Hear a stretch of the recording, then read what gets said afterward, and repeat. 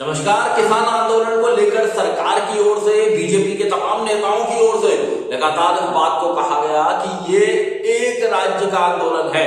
कुछ दिन पहले कृषि मंत्री नरेंद्र सिंह तोमर ने इस बात को दोहराया और संसद में कहा कि ये एक राज्य के किसान गलतफहमी का शिकार है, उन्हें भड़काया गया है, विपक्ष ने बरगलाया है और ये सिर्फ एक राज्य के किसानों का आंदोलन बनकर रह गया। लेकिन बीते कुछ दिनों में जिस तरह की महापंचायतें पश्चिमी उत्तर प्रदेश में हुई है, हरियाणा में हुई है, राजस्थान में हुई है और यहां तक कि उत्तराखंड में भी हुई है, उनसे इस बात का साफ पता चलता है कि ये आंदोलन किसी एक राज्य का तो कम से कम नहीं है। इस पर मैं बात करूंगा। आप देख रहे हैं सत्यहिंदी.com। अपील मेरी आपसे वही है कि कॉर्पोरेट मीडिया के मुकाबले आजाद पत्रकारिता का समर्थन करें, सत्य हिंदी की सदस्यता योजना में शामिल हो। आर्थिक भुगतान का लिंक हमने डिस्क्रिप्शन में दिया हुआ। सत्य हिंदी का ऐप भी आ गया है, लिंक डिस्क्रिप्शन में है, डाउनलोड कर लीजिए। बात इस पर हो रही है कि क्या पंजाब का आंदोलन कि पूरे किसान आंदोलन को पंजाब का आंदोलन बताना जायज बात है? ऐसा बिल्कुल नहीं दिखता, क्योंकि अगर आप सोशल मीडिया पर देखेंगे तो चाहे आप जींद की महापंचायत को देख लीजिए, कल यानी कि रविवार के दिन पश्चिमी उत्तर प्रदेश के अमरोहा में जो महापंचायत हुई उसकी आप तस्वीरें, उसकी आप वीडियो आप देखिए। इसके अलावा राजस्थान के दौसा में जो महापंचायत हुई उसे आप देखिए। कल ही रविवार को ही हरियाणा के चरखी दादरी में बेबाक में जो महापंचायतें हुई है उनको भी आप देखिए, तो आपको साफ दिखाई देगा कि किसान आंदोलन पंजाब हरियाणा से आगे निकल चुका है। ये राजस्थान, पश्चिम उत्तर प्रदेश, उत्तराखंड में भी पहुंच चुका है, क्योंकि उत्तराखंड के हरिद्वार जिले के मंगलौर में एक बड़ी किसान महापंचायत हो चुकी है जिसमें भारी संख्या में लोग जुटे। दूसरी जो एक अहम बात है वो ये कि किसान नेता राकेश टिकैत लगातार इस आंदोलन को 2 अक्टूबर तक चलने की बात कह रहे हैं। उन्होंने साफ कहा है कि जब तक कानूनों की वापसी नहीं होती तब तक तो रुकेंगे ही। 2 अक्टूबर तक का जो मैसेज दे रहे हैं उससे इस बात का पता चलता है कि किसान आंदोलन अभी लंबा खिंच सकता है, क्योंकि कृषि मंत्री नरेंद्र सिंह तोमर का जो ताजा बयान है संसद में उसे आप देखें तो उसमें उन्होंने इस बात को दोहराया है कि कृषि कानूनों में संशोधन करने के लिए सरकार हालांकि तैयार है, लेकिन इसका मतलब ये नहीं निकाला जाना चाहिए कि कृषि कानून किसी तरह से गलत है। उन्होंने विपक्ष पर भी तमाम हमले बोले और कहा कि वो इस बात को नहीं बता पाया कि इन कृषि कानूनों में गलत क्या है। इसको लेकर किसान नेताओं की तमाम प्रतिक्रियाएं भी आई और उन्होंने कहा, अपनी बातों को उन्होंने भी दोहराया कि कृषि कानूनों में उनके फायदे के लिए कुछ भी नहीं है, इसलिए वो इन कानूनों को पूरी तरह खारिज करते हैं। तो ऐसे में केंद्र सरकार के अपने तर्क हैं। किसान नेताओं ने साफ कहा है कि आंदोलन तब तक जारी रहेगा जब तक कृषि कानूनों की वापसी नहीं हो जाती और इसके अलावा एमएसपी को लेकर जो गारंटी का कानून है वो नहीं बन जाता। इसके अलावा भी कई बातें कही गई है और इनमें ये भी शामिल है कि किसान नेता जिनको गिरफ्तार किया गया है अभी तक उनकी रिहाई की जानी चाहिए। इन सब बातों को लेकर ये साफ दिखाई देता है कि किसान संगठनों और सरकार के बीच में अभी जो मतभेद है वो सुलझने में काफी वक्त लगेगा और सरकार भी पीछे हटने को तैयार नहीं दिखती। किसान संगठनों ने तो साफ कहा है कि वो 2 अक्टूबर तक, राकेश टिकैत लगातार कह रहे हैं कि 2 अक्टूबर तक ये आंदोलन चलेगा। तो जैसा मैं कहता रहा हूं कि अगर 2 अक्टूबर तक आंदोलन चलता है तो ये पश्चिमी उत्तर प्रदेश की सियासत से निकलकर आगे बढ़ेगा।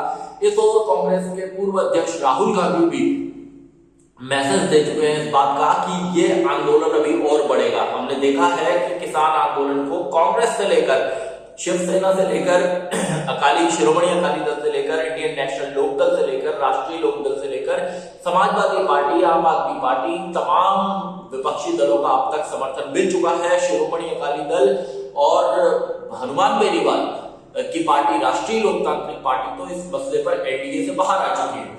चरखी दादरी में जो कल महापंचायत हुई उसमें हरियाणा सरकार पर भी खासा हमला बोला गया और इस बात को कहा गया कि हरियाणा सरकार को उखाड़ फेंकने की जरूरत है, इस पर दबाव बनाया जाना चाहिए क्योंकि ये सरकार भी किसानों की बातों को नहीं सुन रही है।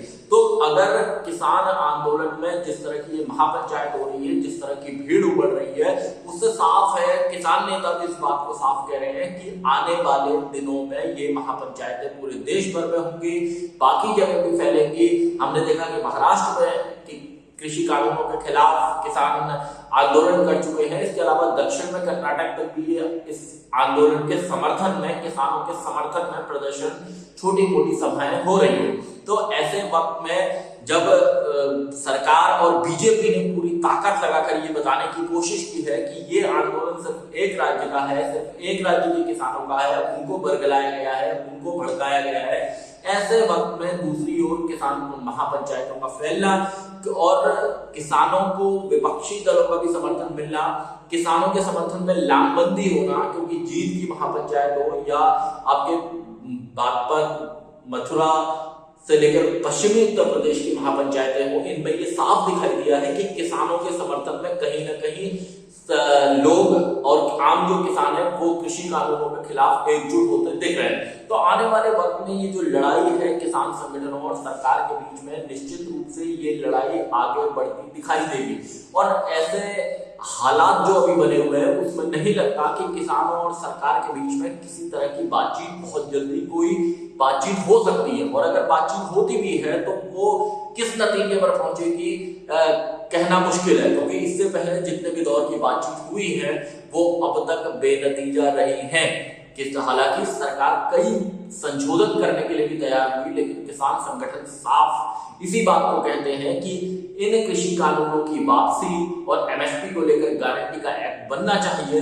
और अगर किसान आंदोलन लंबा खिंचता है अक्टूबर तक, जिसकी बात राकेश टिकैत कर रहे हैं, तो निश्चित तौर पर यह माना जाना चाहिए कि इस आंदोलन का सियासी असर भी पश्चिमी उत्तर प्रदेश के अंदर होगा, क्योंकि पश्चिमी उत्तर प्रदेश में राष्ट्रीय लोकदल और भारतीय किसान यूनियन जिस तरह किसान महापंचायतों का आयोजन कर रहे हैं और उनमें जितनी संख्या में लोग आ रहे हैं, उससे साफ है कि निश्चित रूप से सियासत पर इसका असर पड़ेगा।